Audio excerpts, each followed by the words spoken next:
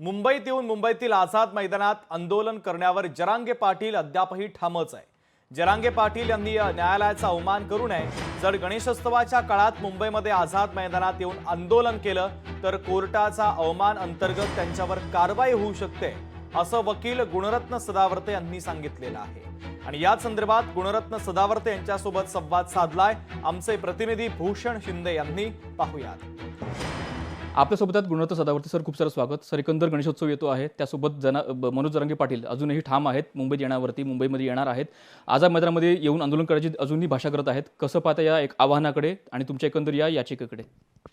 बघा, मला हे वाटतंय की कायद्याची पायमल्ली कुणी करू नये, मान्य न्यायालयाच्या आदेशाची पायमल्ली कुणी करू नये, आणि असं करणं गैर आहे। त्याच्यामुळं जर आपण कायद्यापेक्षा संविधानापेक्षा स्वतःला मोठे समजत असाल तर संविधानातलंच आरक्षण मागायला आपण येत आहोत।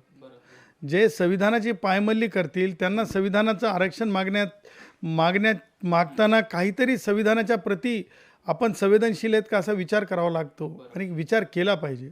जरांगेंनी सामान्यपणे मुंबई ही देशाची आर्थिक राजधानी आहे, तिला वेठीस धरण्याचा जो हे केलेला आहे, म्हणजे षडयंत्र रचलेलं आहे, ते जरांगेचं षडयंत्र जे आहे ना, पॉलिटिकली मोटिवेटेड आहे। जरांगेचा चेहरा आहे ना, तो वेगळा आहे, आंदोलन दाखवायचा आहे, परंतु जरांगेचा आत्मा आहे ना, तो जे आहे पॉलिटिकल आहे। न्यायालयाने शिक्कामोर्तब केलं ना, जरांग्या को नहीं आने आएगा, आझाद मैदान में आंदोलनच्या संदर्भानं निर्णय दिलेला आहे, ते निर्णय ऐकावाच लागेल। त्यांनी जर मागणी केली, याचिका केलीच की आम्हाला विरोधाला आम्ही तयार आहोत, विरोधाला आम्ही तयार आहोत।